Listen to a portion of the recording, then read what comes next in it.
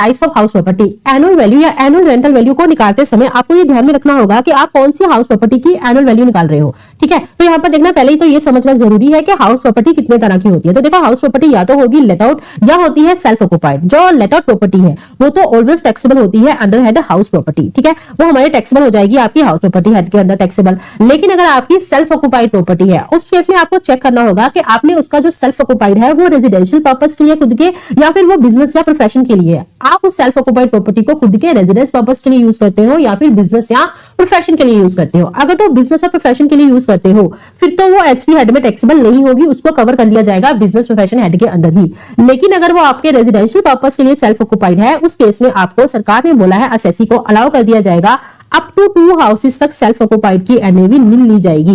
लेकिन अगर more than 2 houses है उस केस में अप टू 2 हाउसेज तो आपकी ली जाएगी NAV nil, up to 2 houses तो एनएवी आपकी निल ही ली जाएगी। लेकिन जो रिमेनिंग हाउसेज है, जो रिमेनिंग हाउस बचेंगे उसको मान लिया जाएगा deem to be let out. मेरी बात समझ में आ गई? अप टू 2 हाउसेज उसकी एनएवी निल लोगे।